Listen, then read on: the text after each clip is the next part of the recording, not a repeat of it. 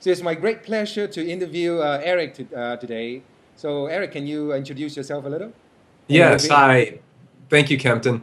My name is Eric Bricker, and I am one of the producers and the director of Visual Acoustics, the Modernism of Julius Shulman. So tell me a bit about how did you come upon Julius as a documentary subject? I heard you've got an interesting story on that. Yes, I actually met Julius by chance.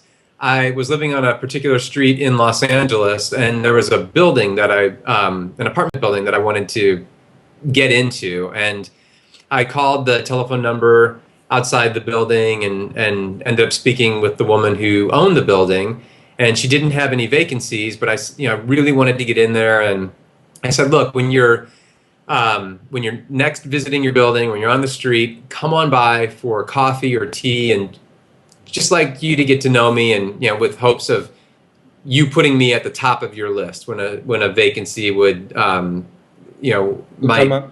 come about. Exactly. And so she came over, and a really beautiful woman by the name of Joan Biles, who had been Julius's shared a driveway with Julius, his next door neighbor, since something like, I want to say, like 1955 or the late Wow. 50s, I believe. And I didn't know about Julius, but I was working as an art consultant at the time, and I needed some 1930s black and white photographs of San Francisco. And this came up in our conversation, and she said, well, you should call my next door neighbor. His name is Julius Shulman. He's a photographer. He might be able to help you. And she gave me his telephone number. And again, I didn't know who Julius was. And I called him up, told him what I was looking for, and he said, sure, come on over. I might be able to help you with that.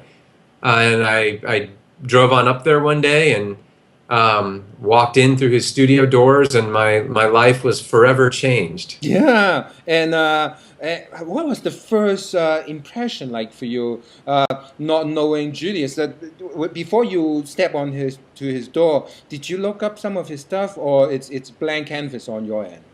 Yeah, blank canvas. I was pretty much going up there just out of the need of these photographs for this particular project. So I didn't do any homework or research on him, and I'm glad it was that, because I'm glad that I didn't go in there with these kind of preconceived ideas or impressions of this person, which I think left the experience for me a bit more neutral, and me perhaps a bit more open to just have my own experience, as Right. opposed to kind of, again, like, impose some idea on it. Yeah, not to And it be was awed by him completely or whatever. Yeah, like no preconception, like you're saying. exactly. And it was great because he was on the phone when I first walked in, and he just kind of said, come on in. And I went over to a particular table, and I just picked up, actually it was one of the Taschen books, Architecture and Its Photography. And I just started thumbing through this book and looking at these photographs, and I was floored. I was just captivated by these image after image.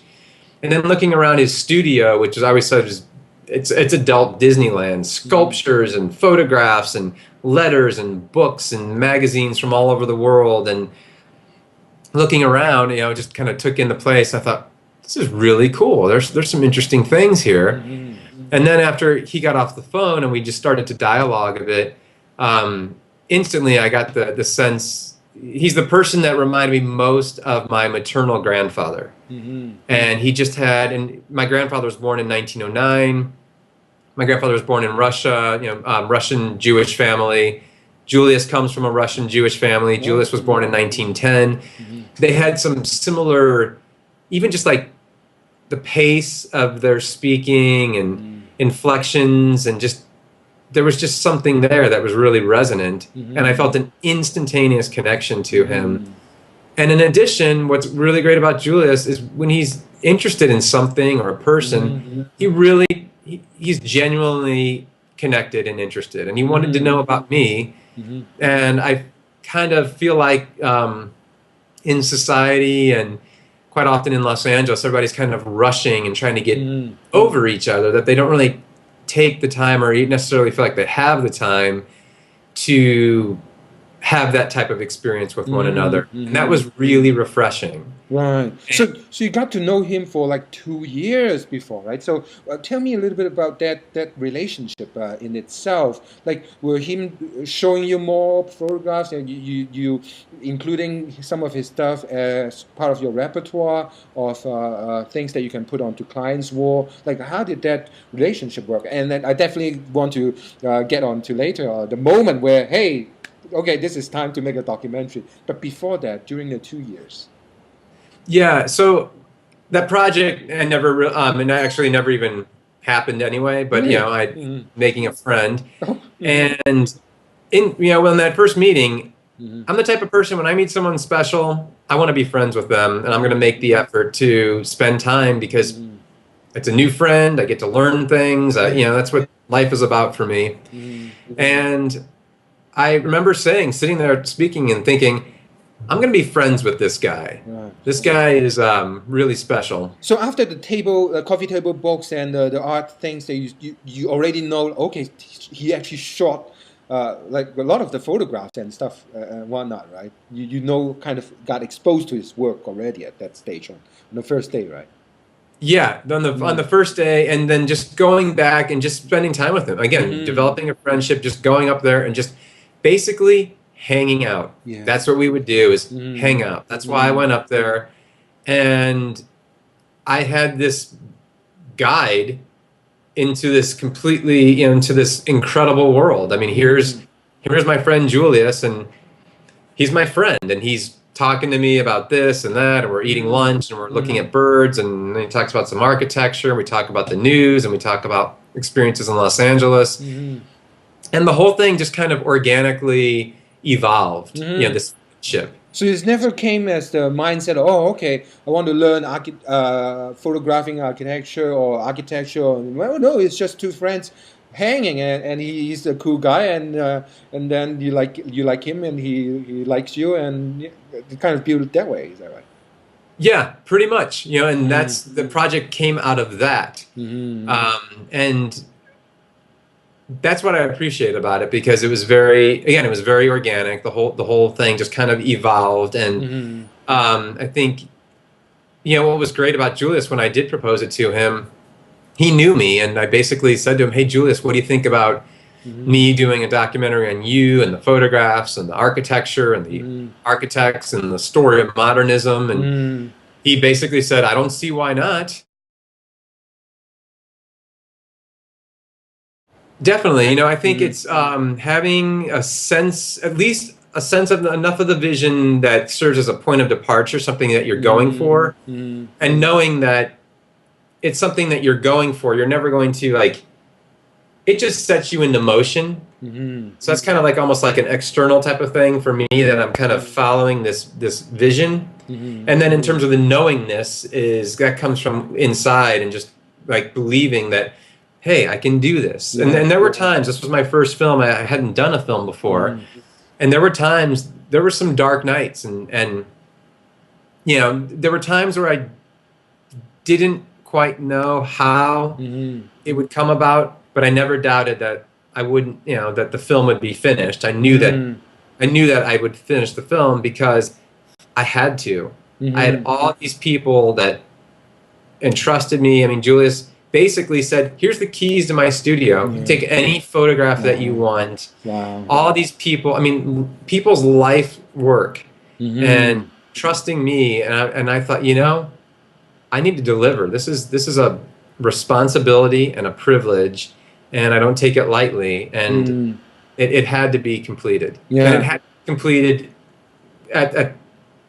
in the best possible manner that we could complete it. We couldn't sell it short. Yeah, so in the first 2 years, that kind of research phase, there were only a handful of people that we went back and reshot, and some of them passed away, which was really a bummer.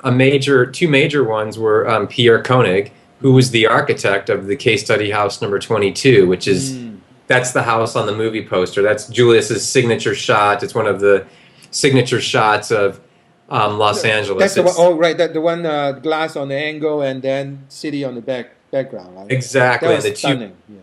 Yeah, and Julius calls it the two girls. There's the two girls sitting in the In the glass house. in Yeah, the yeah. house.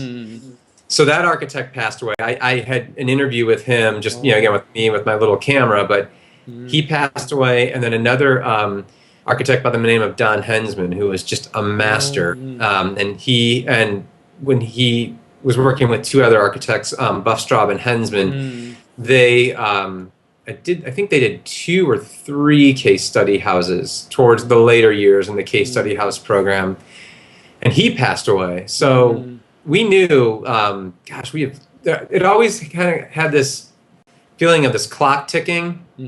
Not to mention that, Julius, when I started shooting this, he was in 2001. He was 91, turning 92, I believe. He did get a chance to watch. So how did you feel like watching the final product? And I guess because I'm watching my clock here, I have limited time with you. But was he involved? Like, he is very controlling, like a precise man, right? Did he ask and want to be checking your footage and this and that during the filmmaking, or he let you go? What was that like? Julia is such a dichotomy in so many ways. First off, he in terms of seeing the finished product, people ask, did he get to see the finished version of the movie? And my answer is yes. He saw it 7 times in theaters, and on the 7th time, we were at the Palm Springs Film Festival, and I was looking at him, and he was just kind of staring at the screen, and I thought, gosh, this guy, he's seen it. This is his 7th time, and 7th time, same cut, or like?